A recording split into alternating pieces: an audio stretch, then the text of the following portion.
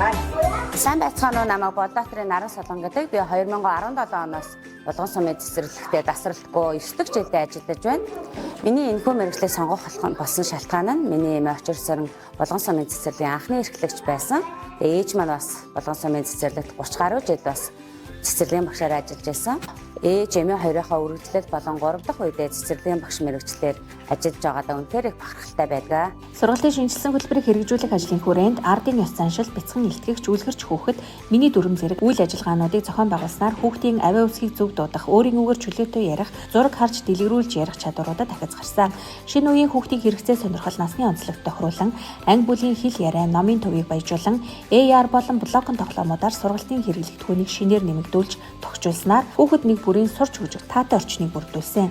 Тоглоом суурилсан арга зүй, шинжилэн судлах арга зүйд суурилсан цэцэрлэгийн гадаад орчинд байгаль нийгмийн сургалтын хэрэглэгдэхүүнүүдийг ашиглан сургалт үйл ажиллагааг зохион байгуулснаар хүүхдийн танин мэдэх, мэдлэг бүтээх, байгальтайгаа ойр харилцах, өөрийн хүсэл сонирхлын дагуу зурж дүрслэх, бүтээлчээр хамтарч оролцох үйл явц агсан. Амьдрах ухааны сургалтыг амьд буюу бодит орчинд зохион байгуулж, үеэр ус гихмит байгалийн гамшигаас сэргийлэх, сургалт үйл ажиллагааг насны онцлогт тохируулан бүлгийн хүүхдүүдэд зохион байгуулснаар хүүхдийн танин мэдхийн хөгжлийг дэмжиж өөртөө итгэх итгэлийг нэмэгдүүлсэн. Өдөр тутмын хуваарьт үйл ажиллагааны явцад суралцагч бүрийг ажиглаж, акцийг илрүүлэн тэмдэглэл хөтөлж, QR кодоор баримтжуулан ажилласан өөрийн туршлагаа бусад багш нар болон багшийн туслахуудаа түгээн дэлгэрүүлж ажилласан. Аслагдсан хөдөөгийн малчин өрхийн хүүхдэд сургуулийн өмнөх боловсрол олгох, зуны гэр цэцэрлэгийн үйл ажиллагаанд 3 жил багшаар ажиллаж нийт 47 хүүхдийг хувилбарт сургалтаар төгсгсөн бөгөөд 2024 оноос хойш таблицтай багшаар ажиллаж байна.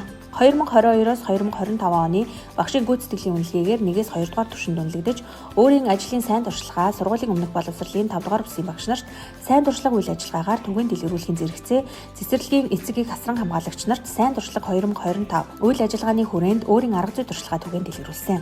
Аймгийн судалгатгоонд суурилсан математикийн мэргэжлийн багш нарын бүлэгт өөрийн сургалтын арга зүй туршлагаа 2 удаа 72 багшид түгээн дэлгэрүүлсэн.